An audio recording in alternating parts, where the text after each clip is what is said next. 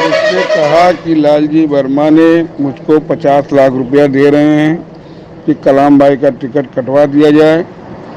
तो पवन मौर्य और माननीय खरवार साहब, ये दोनों लोग मिल करके मेरा टिकट कटवाने पे लगे हुए हैं। और मुझको कल ये लोग झूठ बोले कि मुझको बहन जी ने बुलाया है। पवन मौर्य ने कहा मैं लखनऊ पहुंचने वाला हूं और मैं अब देखूं क्या कैसे होता है तभी बताऊंगा। अभी भैया कुछ नहीं कह सकता हूं कि आपका टिकट होगा कि नहीं होगा, आपका लिस्ट में नाम आएगा कि नहीं आएगा। पवन मौर्य ने 50 लाख रुपया लालजी वर्मा से ले लिए हैं। पवन मौर्य ने कहा है मुझसे खुद और तमाम लोगों से आके कहे हैं कि लालजी वर्मा ने मुझको बुलाए थे अपने घर पे और कहे हैं कि 50 लाख रुपया चाहे नगद ले लीजिए चाहे एक फॉर्च्यूनर गाड़ी ले लीजिए।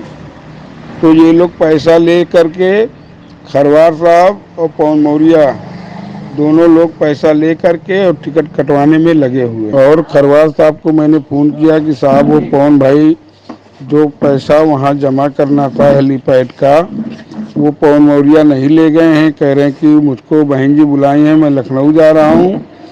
और तो हमने कहा पैसा क्यों नहीं ले गए, तो कहे कि अब पैसा क्यों ले जाए, अब देखें पहले क्या बुलाई हैं, क्या मामला है और क्या। तो इसलिए भैया अभी कुछ नहीं कहा जा सकता। तो खरवार साहब ने कहा कि भाई अब देखो क्या होता है, अब पवन गए हैं तो बात करेंगे तो पता चलेगा। लेकिन पवन नहीं गए थे, पवन खरवार साहब के घर में बैठे थे, खरवार साहब के पास बैठे थे। और 5 ही मिनट बाद पवन मौर्य शहजादपुर में मुझको बैठे मिले एक दुकान पे। और जब मैं वहाँ गया तो वहाँ मिले और मार सफाई देने लगे। और उसके बाद जो है अभी तक वहाँ पैसा नहीं ले गए। और ये लोग जो है पवन मौर्य पैसा लिए हैं लालजी वर्मा से 50 लाख रुपया, जो मुझसे भी कहे और कम से कम 50 लोगों से और कहे थे कि मुझको 50 लाख रुपया दे रहे हैं, चाहे कह रहे हैं कि फॉर्च्यूनर गाड़ी ले लीजिए चाहे 50 लाख रुपया ले लीजिए। तो खरवार साहब भी मुझसे झूठ बोले।